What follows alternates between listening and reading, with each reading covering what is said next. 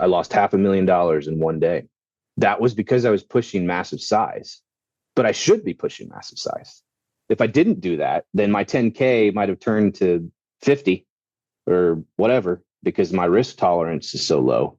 But at the same time, there's kind of the balance, because if you're like, well, screw this, I'm going to mortgage the house and, let's just go crazy on this. And then you have some black swan event, you see. So there's the temperance that's needed, but it goes both ways. You can be ultra conservative and sort of the paralysis by analysis type thing, and you never want to take the step because you're so scared. Or you can be a wild outlaw that gets beat up by the law too much because you're doing crazy stuff. I don't think it was too far after making $500,000 like in a week. There's anomalies that have gone to the upside and to the downside. And this is where the discipline is required, is the data said that $500,000 loss should have happened. There was no break in the model. Markets, speculation, and risk. This is the Chat with Traders podcast.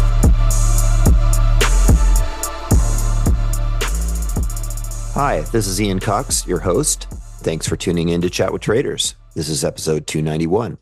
My co-host, Tessa, is enjoying her vacation somewhere sunny. Well, we've got a great episode for you today. I'd like to introduce Sam Miesse. When Sam worked for a tech company, he saw firsthand how predictive analytics boosted sales. He eventually applied that idea with quantitative analysis in the small cap market, spending nearly 2 years collecting data and observing how money moved into and out of small cap stocks convinced him that there were repeating patterns which could be statistically exploited. After many backtests, Sam finally had a system which processed over 10,000 small caps and produced 20 to 40 actionable daily opportunities. Starting with an experimental $10,000, his rigorously backtested system gave him the confidence to stick with the signals despite suffering a $500,000 daily drawdown along the way to growing his account to $3.8 million in less than 3 years. All right, let's get straight to my interview with Sam. Well, Sam, I'd like to welcome you to Chat with Traders. Thank you. Yeah. So where are you at now? I'm actually currently in Idaho, but I'm not 100% sure if that will be a permanent location right now. So there's some in between. There's some transition going on. So, but I did come just before this from Puerto Rico. So I was in Puerto Rico for a decent chunk of time, but that was just a little bit too hard on family. So we're back stateside trying to figure out where we're going to land. So. Oh, great. Well, let's dive into your background. Kind of where did you grow up, and tell us a little bit about your early interests and what drove you as a person. Wow. Growing up, I was a quiet kid. I was the kid that's always just sort of taking it all in, very, very observational, very analytical, and just kind of grew up with that sort of temperament. I was one of 7 kids. And I was at the tail end of that. So I had the privilege of watching all my siblings grow up and mess up and succeed, or, there was a lot of wisdom intake that you can get when you're that far down on the totem pole. So I always felt a little bit out of my element, frankly, as growing up, in terms of, to the left and my right, my peers, I never really felt quite in the same company. So I was always sort of looking ahead and wanting to grow up fast and always a very curious mind. With that analytical mind, I got into tech as I became an adult, and still love technology.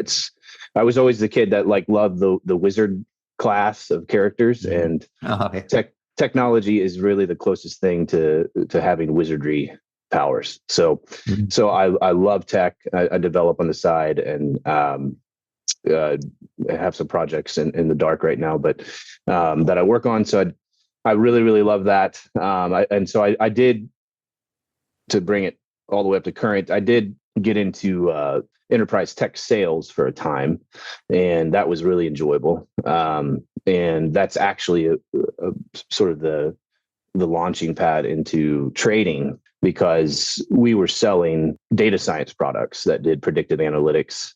And so I was very fascinated by that and wanted to apply that to the markets. So anyway, quick story of the upbringing there, all the way up to. Yeah. My understanding is you got in a little bit early into entrepreneurship, and tell us a little bit about that. When I was in my 20s, I was always trying something. So something crazy and many failures. But I did get into the consumer electronics space, which was one of my earlier wins entrepreneurially.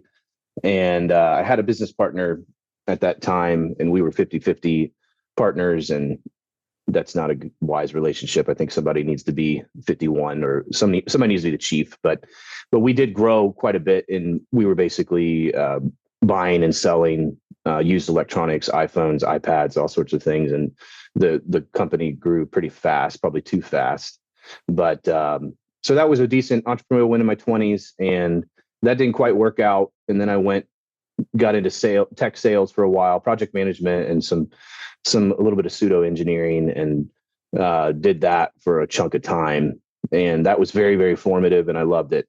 It was a great challenge. So, and it was good too, because the company that I was working for at that time they were growing, but they still had a lot of startup culture.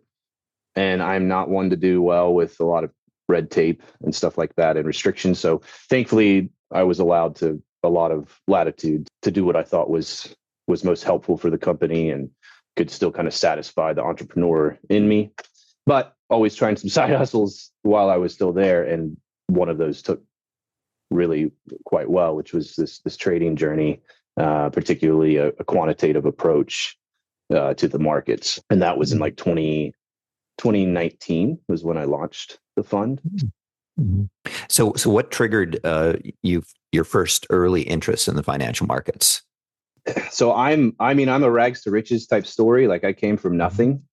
Mm-hmm. So I'm really nothing. So I had to start from scratch, and I have a lot of ambitions and a lot of desires to grow a lot of things. But when you're in that position, the first problem you have to solve is the money problem, frankly.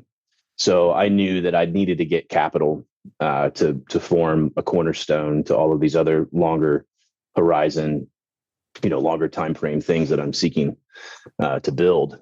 The stock market's fascinated me. I mean, sure, just sheerly by the fact that, I don't know what it is today, but I think it's like $250 billion of value is exchanged every day. And it's such an insane amount of value that's changing hands. And if you can find ways to just skim a little bit of that, then you can be, quite wealthy from that. So, that was really the pure drivers. Like, I have a lot of ambitions. I'd like to build a lot of things, but I got to establish a nice, healthy capital base. And the stock markets caught my eye more than anything as an expedited path to that. So did you just save up money from your regular job? And if so, when did you open up your first account and make your first trades? I did quite well in the tech world and had a little bit of extra money, not a lot, but a little bit extra money to play with. And so I took a small amount, I think in 2016, and I started sort of discretionary trading and just kind of messing around, particularly in the small cap markets.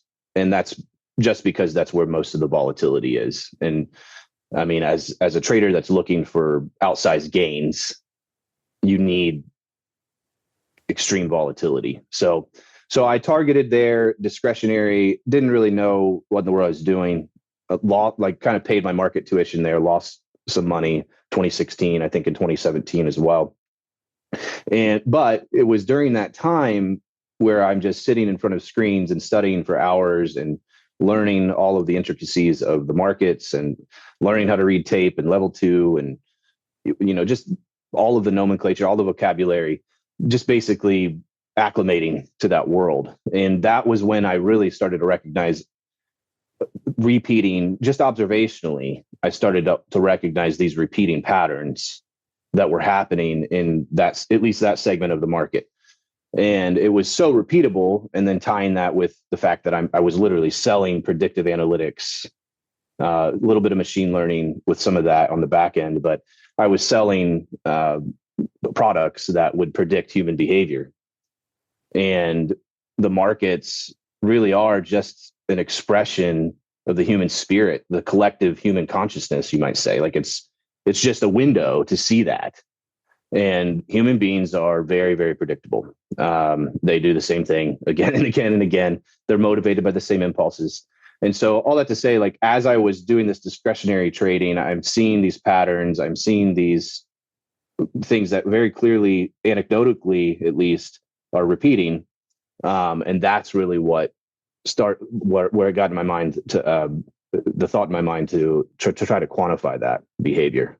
So these repeating patterns, were you, so you were just focused in on the small cap market? Is that correct?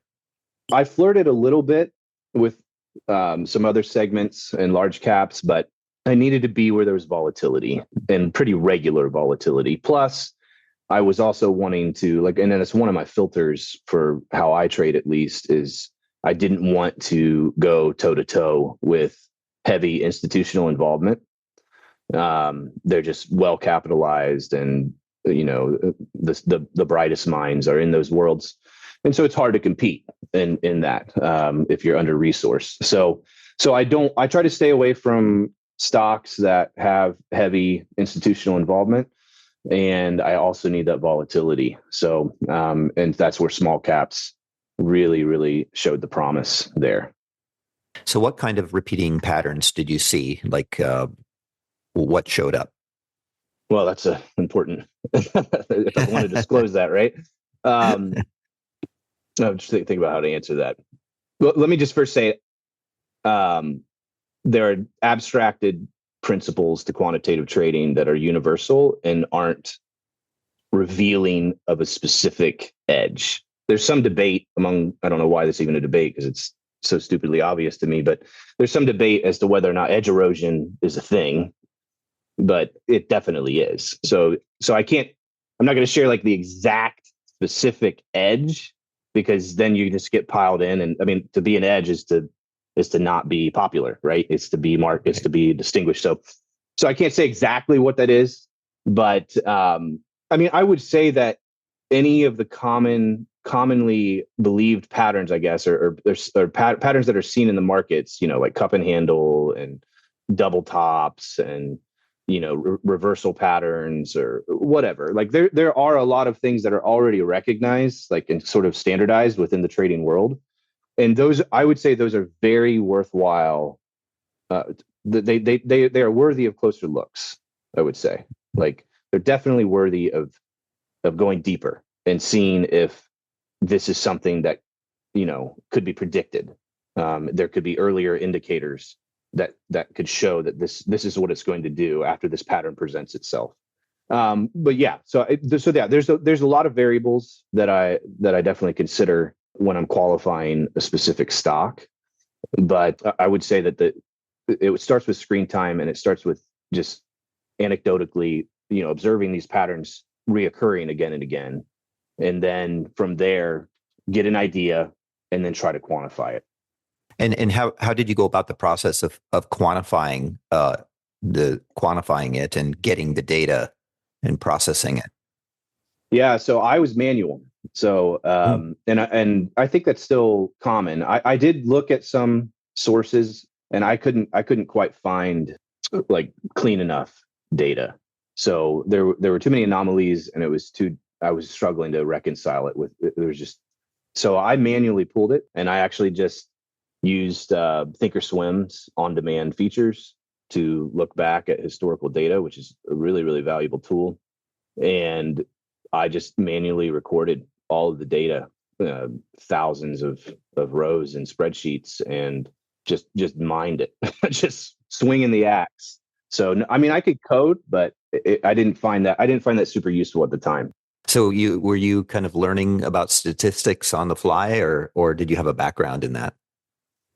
I mean, I'm an entrepreneur, so I want to like question the premise of that question, even because I'm not big on certifications or right. even a lot of training. I think is frankly a lot of waste. So no, I don't have any background in statistics or whatever. But I mean, you can learn anything. Like you can learn especially today with AI. I don't even know why we need education, frankly. Like, I mean, these new models are PhD level in terms of the knowledge they give back. So I'm just a very curious mind. I'm very determined. I'll study on my own and I'll figure it out. So I didn't have any background into that. And I wouldn't say that there's like a mathematical equation or whatever that you can run that proves whether or not something is statistically significant, but you can also prove whether or not something's statistically significant just through common sense. It doesn't really, and that's the beauty of quantitative trading is it actually is not as complicated as most people think it is. Most people think this is rocket science and it's crazy physics or who knows what. They think it's, and then they have self-doubt because of that and all sorts of problems. But it's really just common sense. It doesn't require any expertise or any long form training. I would say is not really required. Mm-hmm. How would you define quant trading in the context that you're in? I think it's helpful to answer that question by defining the opposite, which would be qualitative trading. Mm-hmm. And qualitative trading is very subjective. It's very much, I like the CEO, I like his vision, I think he knows what he's talking about, or I like the way they're managing this operation or whatever. Like, it's just a very subjective feel that you like the product or you like the company, and so you're going to buy the stock. Whereas quantitative trading is completely agnostic to many of those. It doesn't care. It doesn't know about them, doesn't want to know about them. It literally just looks at a filtered company and it tracks what their performance has been in the past. And then the variables that are involved in there that sort of like brought that performance to fruition. You track those variables, you sort of try to wrap the behavior in data. And then from there, you start to run some predictive type analytics. Okay, here's all these, it's just like big, long, if then chains, if this, then that, if this, then that. And that once you find something and you're like, oh, wow, I just ran the numbers and this thing happens 70% of the time, that's substantial depending on your sample size, of course. So in terms of how I would define quantitative trading, I mean, it's basically trying to use as much mathematics or statistics or whatever, just data as possible with little to no subjective calls about whether or not to put on that trade or to sell. So it really should be as much as possible. The computer is telling me to do this, and so I'm going to do it. Did you ever have to hire a programmer to automate your systems, or was your system manual, the execution of it? So I looked into developing and automating some of the actual entries and exits and execution, but I decided, I would say that the model that I built is probably like 90% data, maybe 10% subjective. So maybe not even that much. And here's an example. So, and I don't mind sharing this. My model, like one of the first filters, one of the higher level filters, and there's a few different levels of filters that the stocks will go through before it, ends up on my desk, so to speak, and I got to do something with it. But the highest level filter would be gapping stocks overnight. But sometimes you might have a stock that gaps 100% or whatever, like that. The data is saying, hey, here's a stock that's gapping a lot, and that passes that filter, but it's like a buyout or something like that, or some weird news thing. And so you look at the chart, and yeah, it has jumped up 100%, but it's a flat line, overnight. So it's not actually the qualified stocks. So that's a very hard thing. That's an anomaly that's hard to program. It's hard to account for. So to answer your original question, I have certainly looked into that, and I know that's possible. I know people have been successful with that. And it's something I might revisit. I don't know. But right now I use software to sort of distill what I'm supposed to do down to here it is on your desk, and then I will execute. Still following the plan, still following what the data tells me to do, but I will enter and I will exit it sort of tees up the ball and it's really teed up. So, but I still got to swing. So I have not fully automated my particular system. And how long was this process to discover a statistically beneficial plan? I mean, a program that you can execute. Yeah. So I started, I think in 2017 is when I started collecting data. And now I was also working at a very demanding job as well. So I didn't have like full bandwidth to give to the data mining and the curation and analysis and all of that.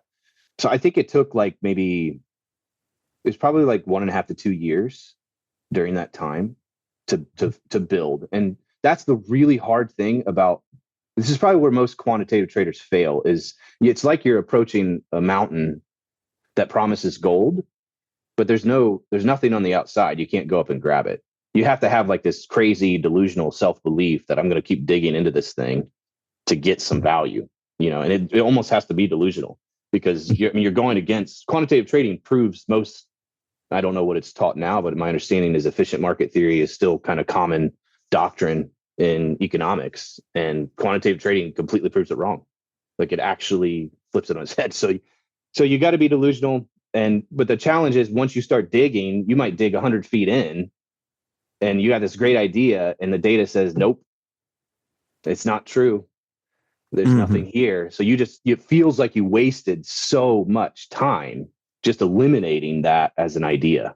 So the proving out of your ideas is extremely tedious. It's very, very difficult. And I don't think a lot of people can really stick through to the end. But if you can, there it is there. Like, there are statistical edges that you can find in the markets to give you ridiculously outsized returns.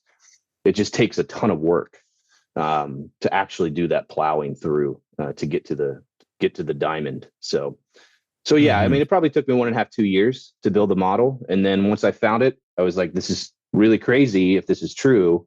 And so I built it. I actually taught, my wife doesn't know anything about trading, but I actually taught her to execute the model because I was traveling all the time and working. So she executed it, not knowing anything about, and that's what I mean by it's only 10% subjective, because she didn't know anything about stocks, but the subjectivity didn't matter. It was very, very much just do this. So I see. So you boiled down the model so that it was just simply, buy this stock or sell short that stock. And so it was easy for someone that, did you have to train her a long time to do it? Was it simple maybe enough? Like a week.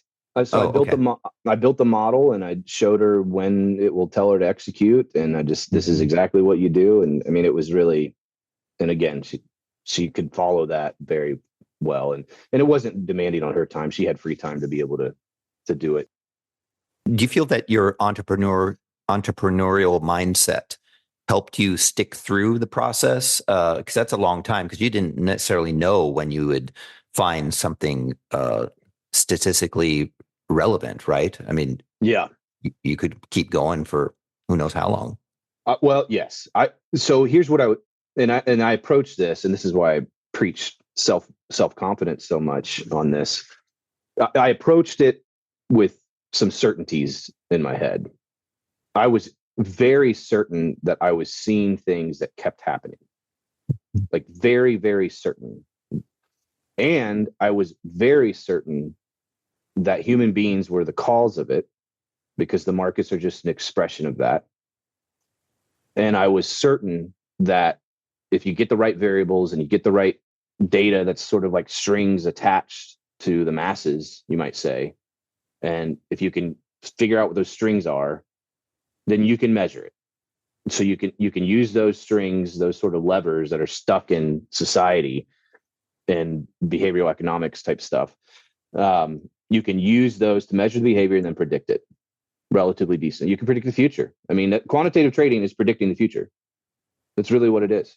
So, and it's crazy. But I will say that to answer your original question, I am a very, very weirdly determined individual. Like, I will not stop something unless like God stops me, basically. So it has to be like a really, it's not just that the front door has to be shut because I'll kick it down. It's got to be like a brick wall. I can't get through. Like, it's got to be something so I'm extremely determined. But I will also say too, I mean, I was selling products. Like, we were selling products that knew your purchase history as a consumer and knew that there was an 80% chance that if you go to McDonald's and you buy an Egg McMuffin on Tuesday at 10 a.m. and you're a white male in his 50s, then we need to show you a black coffee because you're part of a group of people that behave similarly. And there's a 70-80% chance that if you buy that Egg McMuffin on that Tuesday and you're a white male in your 50s, there's a 70-80% chance that you're going to want a black coffee. So we're going to do that. So it's like I was already selling these things, and it's Minority Report type stuff. It's real. It's very, very real. So yeah. Wow. Okay, so let's get into once you found a statistically relevant model for you to trade through. How did you start trading, and how much money did you start out with? So I was under. I only when I traded in 2016, 2017, it was very much discovery and testing and getting my feet wet.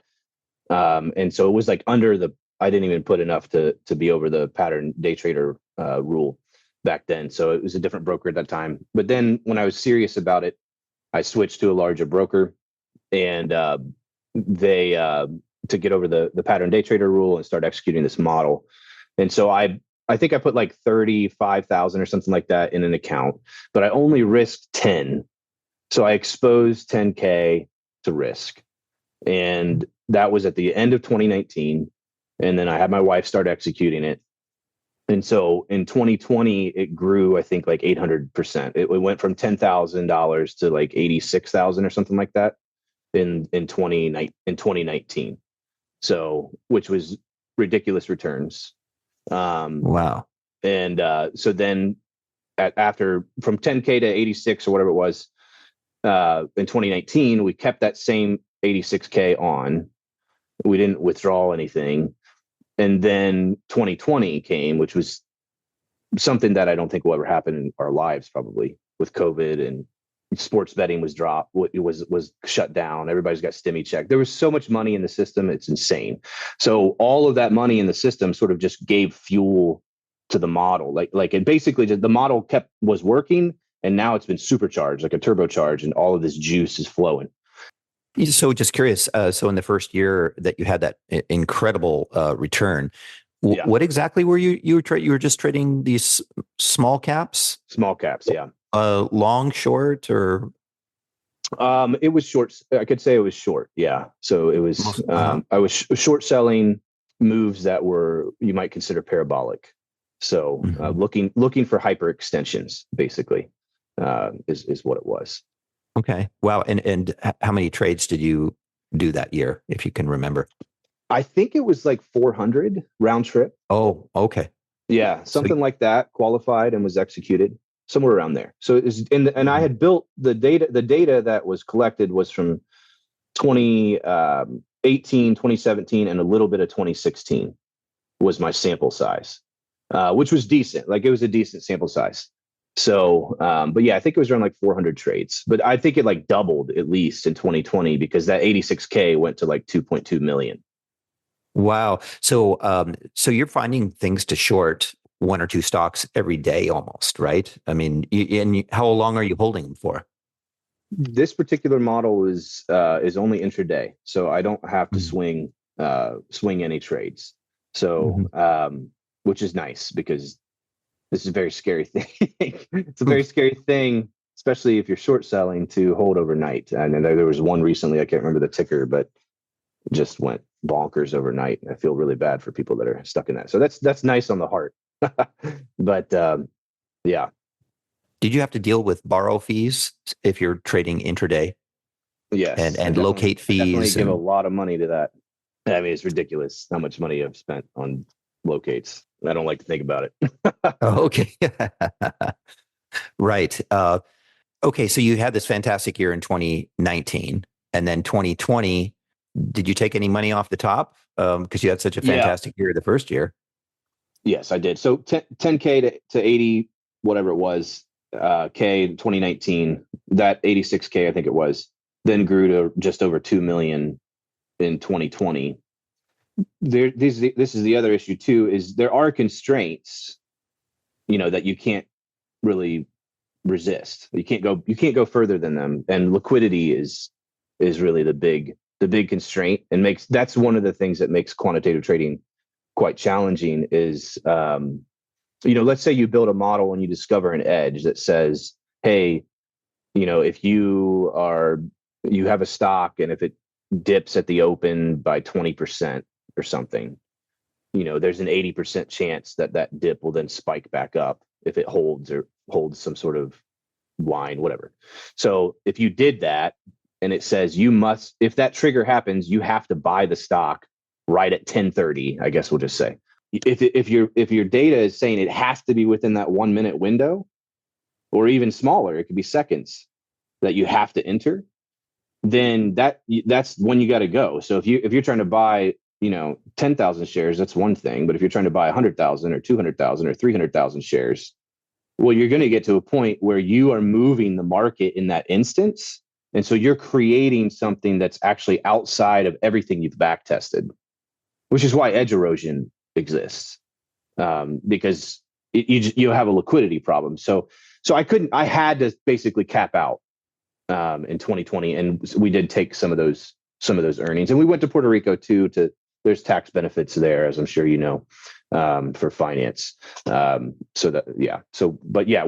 basically hit the liquidity cap, and then had to withdraw, take stuff off the top when it got over that. So, does your model actually then, the way I understand you're saying, actually tell you like a time window to get in, or kind of parameters to execute, or simply does it process it the night before and then you get a buy, you say, okay, go long or go short, and then you decide discretionarily, like when during the day to do it, or it's providing you within a time window? Yeah, it is a very specific time. Yeah. Mm-hmm. So it's the only discretion that is used is whether or not it truly qualified in the filter. So it goes through two or three, at least how I have it set up. It goes through two or three different filters. And then there's the subjective piece of maybe you're looking at 10 stocks or 20 stocks. Now you just manually check the charts. You manually look and see if this is a qualifying stock. And then you wait for the exact time that you're supposed to get in. And for me, it is within a minute I could share.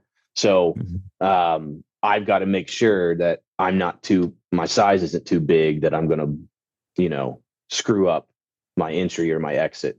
So, but yeah, the discretion is related, which is very small, but it is related to whether or not they've truly qualified. It's not related to, do I execute now or whatever. Once it's qualified, then it's just follow the script from there on out. I see. And you mentioned that you have to avoid your size being too big. How do you determine that? Like give us an example. What percentage of the daily volume, or what are you looking at? Yeah. Well, I mean, I don't have that really super systematized for how to handle that. I just felt it basically. Okay. So I noticed, oh man, I just totally moved the markets there, and my slippage is now noticeable. So it's almost like a glass ceiling, and there's not, if you look up, you can't see the glass. So it's hard to know when you're actually touching it. You just kind of have to feel it. At least that's how I've done it. I'm sure there's probably some other ways that to handle that, but I let the account grow. And what I do too for the account is, particularly when it was really small, is I would just keep reinvesting. And so my risk would be increasing more and more and more every day. So every day I was resetting risk, whether it was down or up, I would reset risk based upon the account size. And so as it continued to grow, and now I'm doing hundreds of thousands of shares, that's when I started like, oh no, I'm touching the glass ceiling now. I can feel it. I can feel that I just moved that. I can see the wick right there. That's me. So for me, it was just feel. But maybe there's a way to wrap that and, quantify that in some way. But so the small cap universe is quite big. Last time I checked, it's in the more than 10,000 different companies, right? Typically, how many stocks are you working with on any given day that get filtered down that make the cut? I would say that get the stocks that get to my desk to then be subjectively looked at is probably 10 to 20 on an average day. Busier markets, maybe double that, I would say, which can take a little bit more time to qualify. So, and then in terms of how many I actually execute out of that, 5 and under on average. If I'm 5 or over, then that would be a very busy market, which does happen. It happened in 2020 a ton. 2020 was insane. So that's roughly like the numbers that get to me for subjective calls, and then that actually do finally qualify to be traded. And then I just wait for the timing to tell me, which has already been computed, to here you go ahead and act now.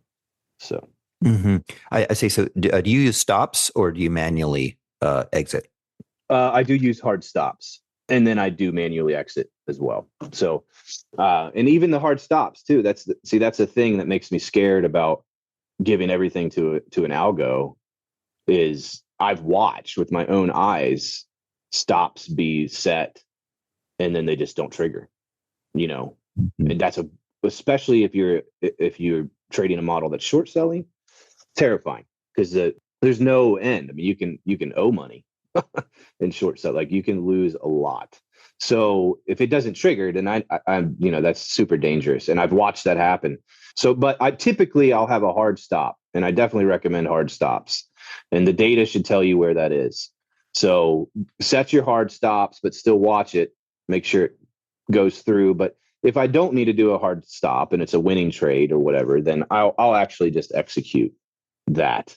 And on my exits, at least for this particular model, I don't have to be like super precise within like seconds. So I can make sure that I'm not dumping all the shares at once, which will give me bad fills. So I can sort of manage that on the exit. Did you encounter any trading psychology issues trading this way, or you sleep like a baby each night because you're not in the market? Well, yeah. I mean, the overnight's nice. There's definitely fears there. I mean, the trading psychology is everything. It's so important. It's so important. And that's really what drove me to the quantitative approach. Is I want to get rid of that. I want to get rid of. I mean, it's a weakness in us. It's every man's battle, really, is to try to control those impulses, greed and fear or whatever. So definitely felt that during discretionary play around time, whatever you want to call that. But then I was like, I'm going to get away from this, and I'm going to let the data tell me what to do. And that was super helpful. But there's other fears with those types of things, and I'd say probably this might be one of the biggest fears for a quantitative trader is you do know the future to some degree, but you actually don't know if an edge will be around forever, when it will die. Those are really unknowns. And so you might find something that's like amazing, but you don't really know how would this behave during like the Great Depression, or how would this behave during the housing financial crisis, or the .com boom, or with AI, or with large language models, starting to penetrate markets more. Like you just don't know. You really don't know. And there are always people who are trying to find the edge, and then that will flatten it, and it will make the markets efficient. So those are the biggest challenges for quantitative traders, and those are fears that you can have, but there's ways to mitigate that. But yes, to answer your original question, it's definitely nice that I don't have to, at least this model, I don't have to swing trade. So that helps a lot for sleeping at night.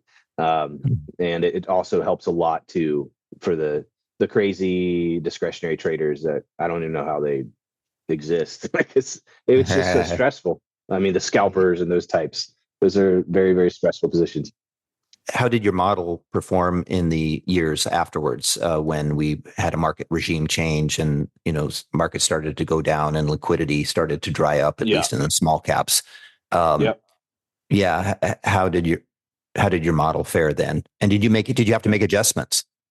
Well, I'm sort of considering that at this point. And so when I had this big run up, which was just insane, where from 10K to 3.8 million is what it ended up at the end of 2021.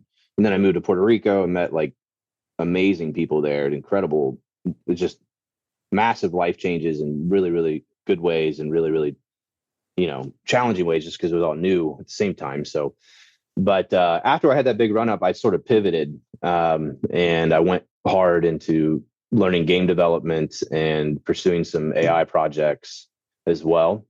And so I still had this model just like activated, but it sort of went sideways in 2022 and 2023. It's basically a wash. So this year it's up like 100%, I think, now, which is good. But this year is the first year that I've actually seen maybe a little bit of change. It's my conviction right now that we're in something of a quiet recession. So our monetary policy is so different now than it used to be, with Keynesian economics kind of starting to have more and more influence. And we printed so much money. I mean, it's just an insane amount of money that was printed during 2020, and you got to pay for that. So it's my philosophy right now is that everybody's having a party back then, like everybody, and we should have felt some pain, but we didn't. And so now, probably at the end of 2021, for the past couple of years, everybody's been paying for it through inflation. Nobody has extra money in their pockets. There's not a lot of volume in the markets. People are not doing as well, frankly, in my opinion. So I think what happened is it was kind of like, you basically are robbing from the future. 2020 shouldn't have been as big as it was for me. In other words, in my opinion, it should have been like 2019, which was still crazy, 800% or whatever it was. That's crazy. But if we didn't have the insanity of the printing press and stimmy checks in everybody's pockets and all this madness, the paycheck protection program and all that stuff, if we didn't have that, then I probably would have seen much more moderate returns that would be like 2019 or a little bit smaller, but it was like thousands of percent, So I think that was robbing from the future. And now the volume's dried up. And if you look at the active traders in the small cap market, there's a lot of traders that have really struggled the past couple of years. It's just things haven't been there. So this is the first year that I've seen a little bit of hope, but I'm interested in getting back in and, potentially building some more models. I miss the markets, being away for a little while. So, but thankfully this year it's up, like I said, about 100% now, the account. But yeah, you got to be willing to pivot. I mean, the only constant is change, and that's the way it is in business. That's the way it is in life.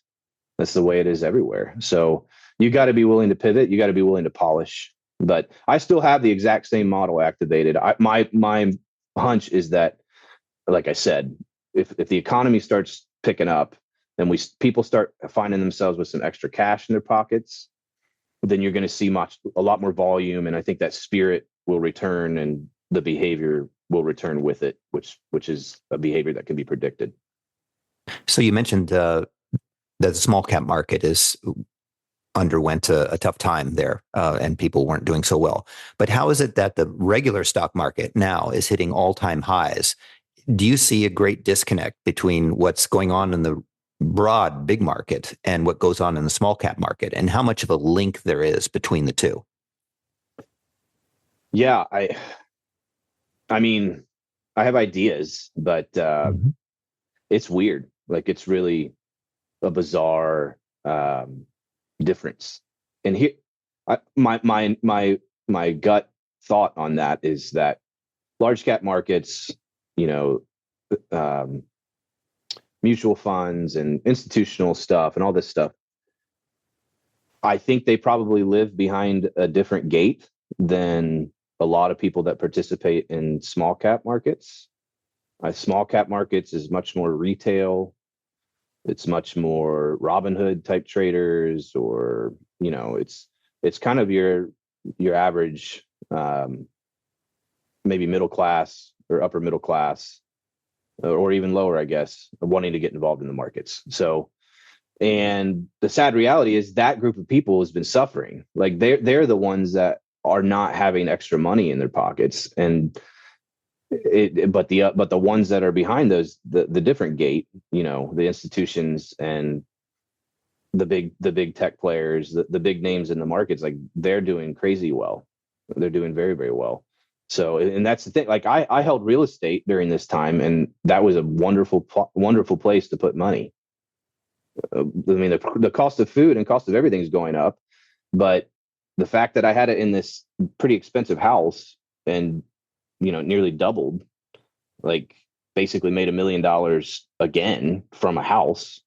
Most people can't afford that. So that is my suspicion, is that the participants in each of those different sectors, large caps, which are continuing to grow, and small caps, which have suffered, they really have the past couple of years, is that's probably happening because of the type of people that are in those different spheres, and the rich get richer type thing, frankly. That's the feel of it. So on your blog, you have a quote here. You said, quote, "I'm a firm believer that there are countless statistically significant edges to be discovered in the markets that will destroy the returns of any of the Wall Street big boy hedge funds." So a lot of these hedge funds and quants have been around a long time. If we look back at, say, James Simons, who has an early quant, started Renaissance Technologies in the 1970s, wouldn't all these statistically significant edges be already found by now? I mean, they have a lot of computers and a lot of smart people working on this. Why do you think that you were able to find what you found when so many players have been working on this for decades? Yeah. How to answer that question? I mean, I would say that.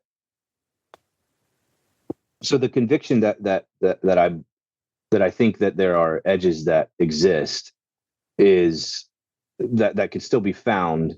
It's probably the same type of conviction that I would apply to believing that there could be a next unicorn startup in the tech world.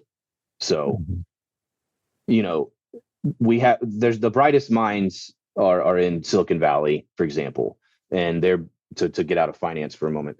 And they're building like mad, and they're smart and they're driven, but we still get, an open AI that pops up, that's changing the world right now. We still, and for a long time, people just didn't even think that could get to where that sort of cross that critical threshold, which it has now. So, I mean, machine learning's been around for some time, really. So I would say there's a similar spirit in terms of how I would approach tech, to be hopeful that you can create something that is going to be insanely outsized. Now, it's a unicorn. Like, it's a unicorn to go from 10,000 to 3.8 million in 3 years. That's a huge unicorn. Yes. And just like the tech world, if you look at a VC firm, I think the statistics are like they expect 9 out of 10 to fail. Same type of thing I would say in the data science world, and not just in the stock markets, but really everywhere. You can keep studying because human beings are complex. They're extremely complex. And we learn psychological truths. Like, psychology is constantly evolving. Our understanding of our mind, for example, is really limited. Like, it's a blue ocean.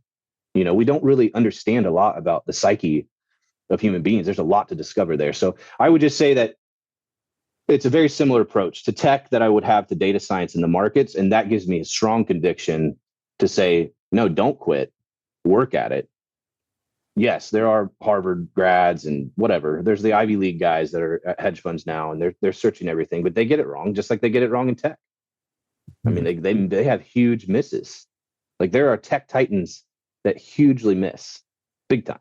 Like, why was Sears, for example, why is Sears bankrupt and not Amazon? Like, yeah, good question. They were established, but Amazon came up and disrupted. And that requires that type of conviction that says, no, there is a diamond in the rough. Like, I'm going to find it. I'm going to disrupt this entire sector. And look what happened with Amazon. You also have an interesting quote. You say that, quote, "A man's journey to wisdom is learning discipline to find the balance." Care to comment more on that? I would have to see the context. I Oh, haven't okay. read that blog in a while. I haven't read that blog in a while, so I'm not sure what I was referencing there exactly. So the balance, like what needs to be balanced.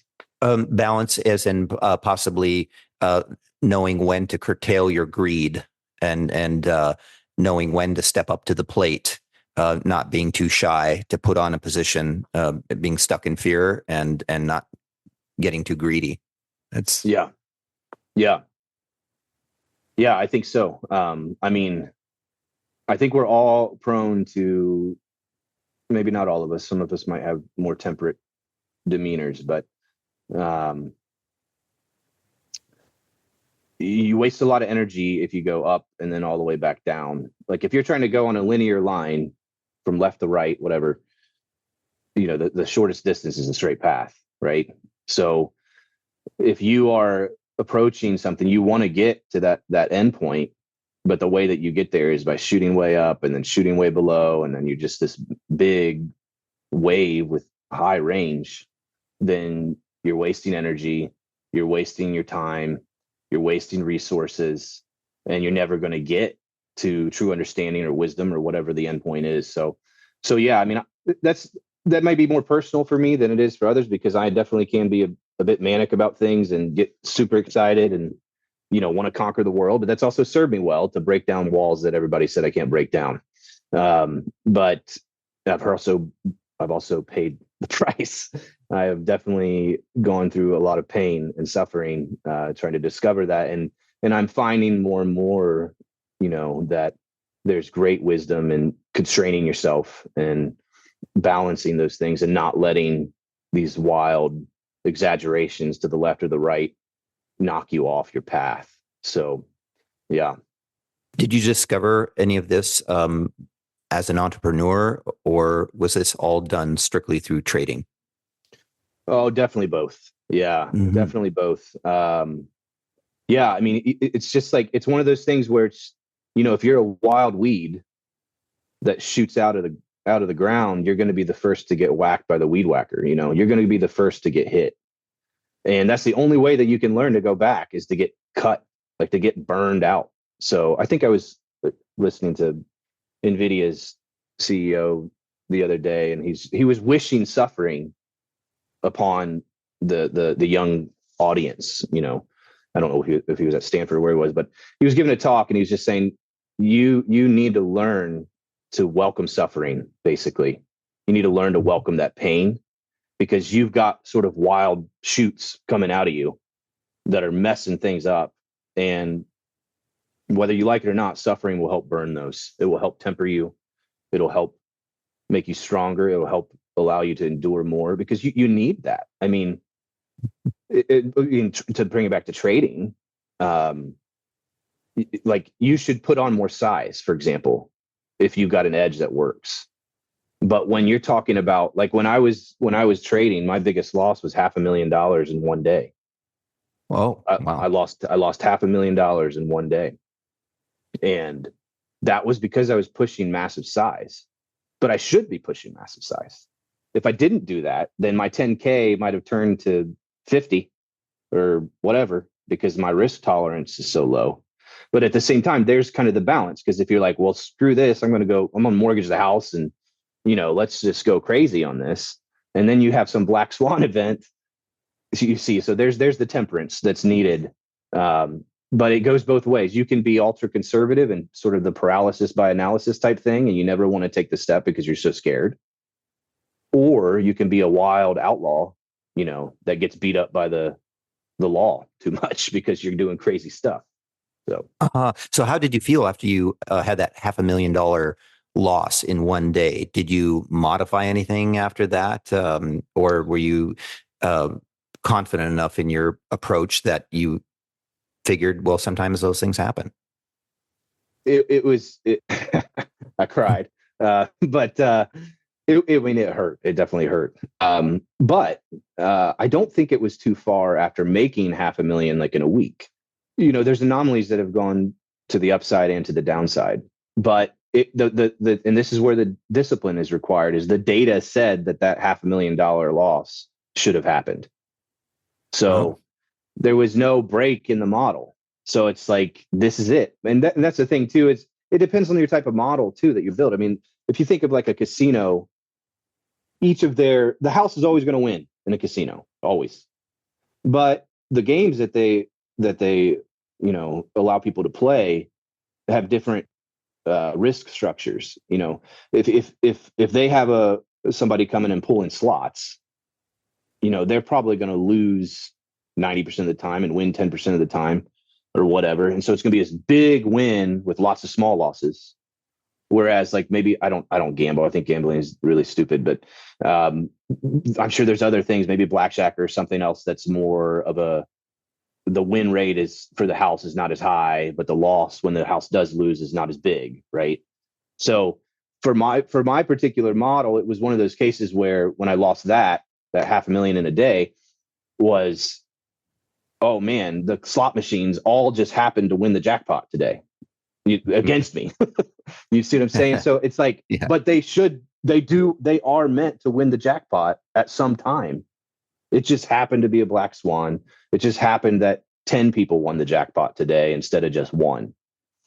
And that does actually bring up an important point about quantitative trading that I think could be helpful, is that's another big risk, is sector risk in quantitative trading, because especially in small cap world where there's a lot of adjacent stocks that will just, the rising tide lifts all boats type thing. Like even today, I think we had a really big mover today. That's probably going to spark more volume in other sympathy plays. So now if you have a sympathy play that's super strong, it could be really risky, because it's like, oh no, here's one stock that just won the lottery, but now it's carrying 5 others within that won the lottery. And that's a big risk for quantitative traders. And it's hard to mitigate. It's very, very hard to mitigate because it doesn't happen that much. And it's just a difficult thing to account for. So were you ever tempted to get into the meme stock trading back in 2020 and 2021? Plenty of volume there. For sure. Yeah. I watched with popcorn in hand most of that madness. It was bizarre. It did trigger some thoughts that I have considered, like maybe some sentiment analysis, perhaps like, using Twitter's API or something to just track like trending names and potentially catch early trends and stuff like that. There might be some data work that could be done around some of those types of things, but no, I didn't. And plus too, all of those stocks, AMC and GameStop, they were all too large cap. So I just sat on the sideline because they didn't qualify for my model, even though they were insane runs. Just a wild story. It was a really wild story during those times. So, but I was just watching. Yeah. Earlier in our call, privately, you mentioned about what you commonly see as fraud in the industry. And I was curious to kind of get your take on what you're seeing. What have you seen on that? Yeah. I mean, well, that was getting started in trading, especially in the active markets, small cap markets, call it day trading, call it whatever you want. That world, it was really difficult to discern signal from noise. It's really, really difficult. There are so many people that are claiming things that aren't true while they stand in front of a Lambo or on a beach or, these types of things, because they can make a ton of money in financial education market. And so that's what they do. And it's really frustrating to me because, I basically, if I share what I do with someone, I'm immediately encountering stigmatization. Like I'm immediately stigmatized as a fraud, like as a fake or whatever, that type of thing, or as like a fool that's being taken advantage of, right? Because that's most of what you see. You see these very hyper charismatic, flashy promises and commitments being made by all sorts of types, and they're just lying. They're flat out lying many, many times. And sometimes there's SEC enforcement. Most of the time there's not. And there's lies in the companies. The companies themselves release garbage press releases all of the time. It's like the direct stock manipulation, but that doesn't get prosecuted. In crypto instead gets chased by Gensler. But anyway, which is frustrating. So I'm just saying there's so many lies, like there's so much noise, there's so much lies.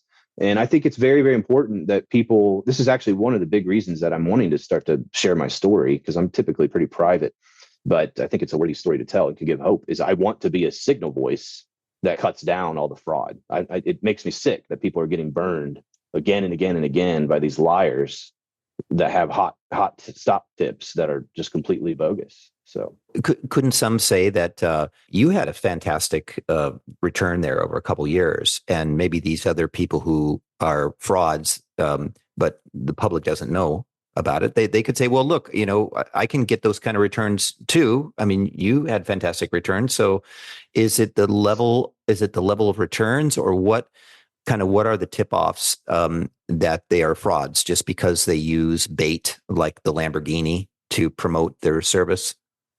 Well, that's the challenging thing, is how to discern it, because I don't have a problem if let's say someone was truly successful. Like there are definitely traders that I know who have rooms or whatever and have subscription services, and they're legit. Like they are the real deal. And those are people that you should even buy their products. You should listen to them.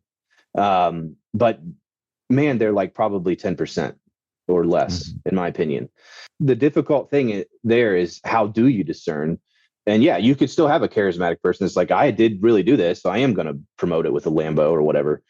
I don't necessarily hate on that, but in terms of discerning, that's one of the reasons I would say I like chat with traders. I like you guys because you require broker statements to verify the validity of these claims. More of that needs to happen. And I don't know, talking with their own broker, seeing if their own broker, I know they're careful about what they can kind of partner with or like vouch for, but there needs to be receipts. Like there needs to be more receipts and more honesty and more transparency. But at the end of the day, I mean, you just got to get better at smelling this stuff. Like it's a scent thing, it really is. Like discernment is a smell. It's not, you gotta like, okay, that doesn't smell right. Something smells off. And so I think that would probably be like the quick tip is, what do you smell? When you hear this person talking, what do they smell like? And some people I could see that when I first started trading, like to give a name drop, like Tim Grittani was somebody that I followed who's kind of well known in small cap world and then in penny stocks before that, but or OTC stuff. And you listen to the guy talk, you listen to what he's saying, and you can kind of like this. I don't smell fraud here. Like he smells like he's legit, and he's a legit dude. So I would say that, some people, and I don't think you have to share profits, but some traders, like Matt is another Twitter handler that is legit. He's a good dude. He shares his P&L every day, and he's been struggling the past couple of years too because of the markets have been tough in small caps. But he's real as it comes, and he's a scalper and whatnot. And he's successful in his own way. But so that's helpful. He's sharing profits, but you don't have to share profits all the time and stuff like that. But so I would just say, like, get better at your scent, like get better at smelling these guys. So to wrap things up, what's next for you? Well, I'm re-engaging. Like I said, after I had those big wins up to 2021. I'd been pivoted to game development, and that's definitely a big bandwidth piece for me. I've got a real estate property now that has done quite well in Puerto Rico. And since we've moved back, I'm going to flip that to a vacation rental and try my hand at some real estate plays there. I'm excited about that. And then giving more bandwidth now to trading. There have been models that I've had in my head, like observations the past few years that I just haven't had bandwidth to play with. So I'm excited to get back in there. And then I've got some AI stuff that I'm working on as well, unrelated to finance. So yeah, I've got a lot of projects that I'm spinning, but still trying to make sure it all fits and I don't overwhelm myself. Yeah. Well, Sam, thanks for coming on Chat with Traders. Thank you for having me. Yeah. How can our listeners reach you? I mean, the best place would be just to find me on Twitter. My Twitter handle is apathetic trader. apathetic, meaning, I don't really care about the emotions, just trying to be data driven. So apathetic trader would be, if you just find my Twitter profile there, and my messages are open. You can message me there if you're interested in talking or whatever, or learning more. So yeah. Okay. Fantastic. Great. Thanks for coming on the show. Awesome. Thank you. You've reached the end of this episode of Chat with Traders, but rest assured there are more episodes loaded with real market insight and zero hype on the way soon. So to stay updated with each great new release, subscribe to the podcast in iTunes, and we'd love it if you'd leave a rating and review.